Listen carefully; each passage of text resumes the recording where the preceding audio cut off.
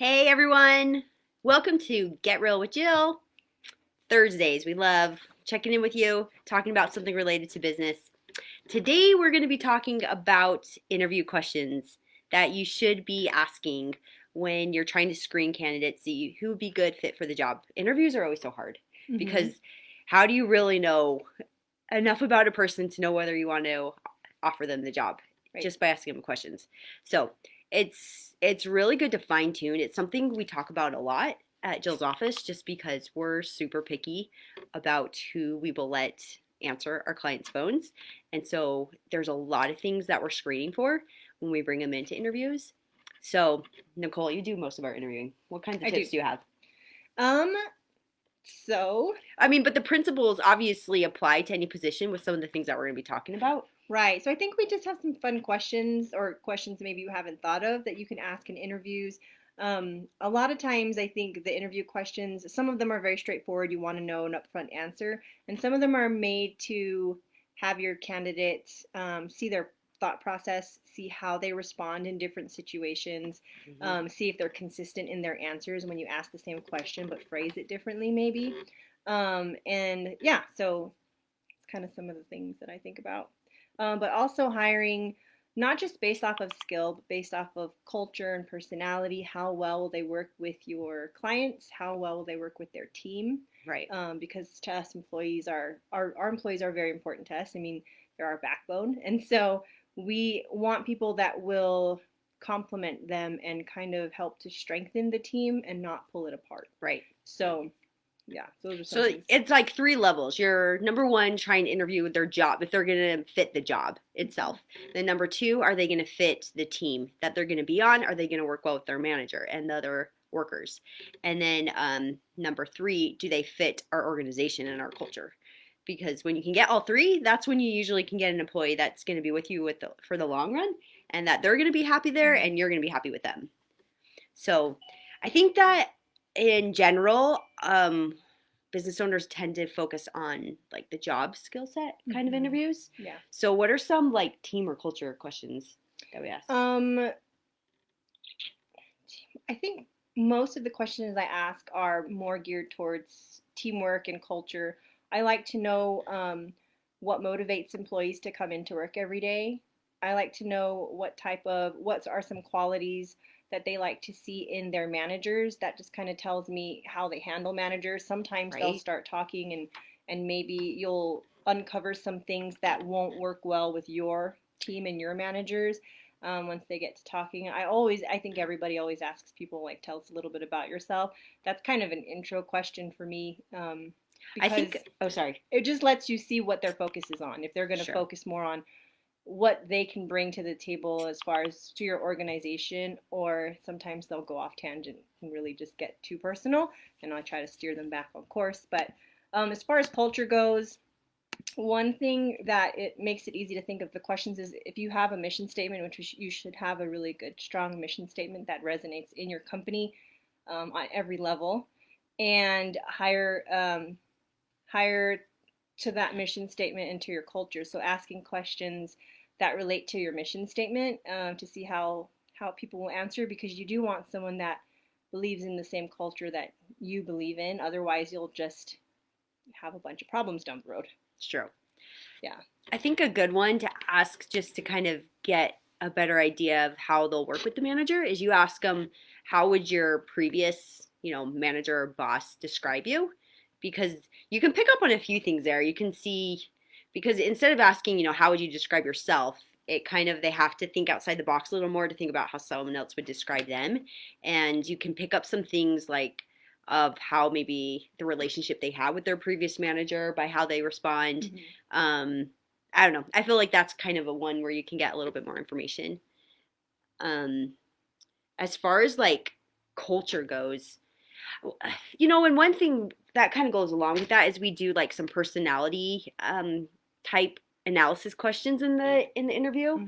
Things like, do you prefer to be like in the center of a party, or like more, how did we phrase that one? Do you like to be, when you're in some kind of social setting, do you see yourself more in the center where all of the conversation is happening and most of the activity, or do you like to kind of be an observer on the outside? Hmm. I don't think that we prefer one or the other. Right. It just kind of helps us understand their personality, and maybe we'll frame the questions we have after that, because the responses will be different too depending on their personality type. Right. But things like, for instance, for our mission statement, our part of our mission statement is to answer every call with a smile. Asking a candidate, like, do you have you ever smiled while you're on a phone call? Do you believe that smiling on a phone call makes an impact Right. on the caller? If someone didn't believe that, they wouldn't be the right fit for your company. Things like that are just very simple, but maybe you didn't think of. Um, and then there are some creative ones. Did you want to go over the brand question? And he always Oh, asks, or yeah. did you have a different one? Yeah, no, that's a good one to talk about. So a question that our boss loves asking in interviews, though I didn't get this question, so somehow I snuck by in the interview.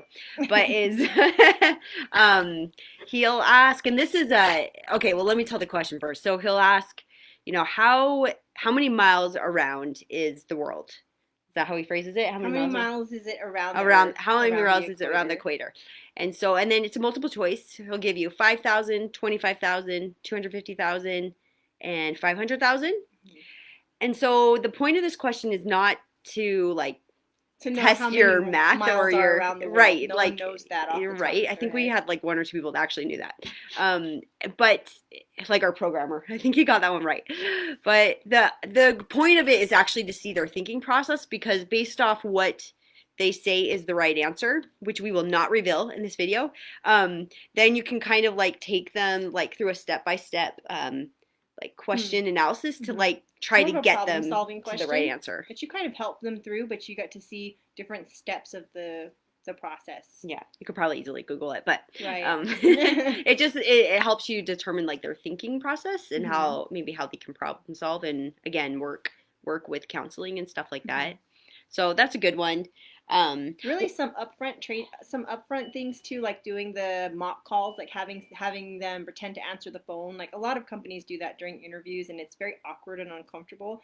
But it really does let you see how people react in different situations, especially under stress. Because right. when you're in an interview, it's stressful, you're nervous. So doing a little role playing has always been awkward, but really truth telling Sure. also. I think situational questions are really good too. Um, Obviously, I think like the standard behavioral questions, like, tell me about a time that you solved a problem or you were the hero. I mean, those are always good, but if you can give them like hypothetical questions, again, you're going to see their thought process and kind of get to know better what actually they really would do in those situations, because they're going to be presented with new situations in your industry, whatever it is. And you could even give scenarios that have actually happened and see how they would have responded, to kind of, again, that just tells you how good they're going to be on their feet, how well they're going to work in a team, how they problem solve, which are all qualities that you really want to be able to assess. So I think situational or like case scenario questions are really good. Here's one that I read today. I thought this was a good one, because they'll always ask like, where do you see yourself in 5 years? But this is a one I thought was good to ask. Where do you see this industry in 5 or 10 years? I thought that was interesting because it will also tell you how much, first of all, they know about the industry. Second, how interested they are in it. And just like, I don't know, again, it might just tell you some good things about That would be a their great mindset are. question for interviewing for home service industry. It definitely would. Yeah. And just how innovative they are. And we're going way long on this video, but it's a fun topic. So if you guys have any good interview questions that you found, post them in the comments. We'd love to hear. Um, we have some funny ones. Let's end with a funny one. Do we have any funny ones that Funny. come up? I don't know. Or maybe funny responses that Oh my we gosh. can You're share. putting me on the spot this whole Okay, time. sometimes we feel bad sharing them publicly, so maybe we can't. But there are some good ones that you can easily I know can't think of someone one that I can isn't right. say live. All right, call us if you want some good stories. Anyway, if you do not like interviewing, especially for a receptionist, call Jill's office. We'll take care of it for you. We're actually really good at it. Nicole's been doing this for years. Taking the steps out for you Yeah, so that you can just plug and play. it is hard. It's hard to find them, and obviously we're on 100% that every person who gets through has always been a success, but we have found that the ones that do get through usually are very successful just because of the way we interview them, and the ones that aren't, we can sniff them out pretty quickly and gently let them go. So we make sure that we're always hiring and staffing the top-notch professional receptionists that will represent your business. So thanks for tuning in, guys. Do you have any final thoughts? Um, Nope. All right. Have a good Thursday, guys. Thanks, Take care. everyone. Bye.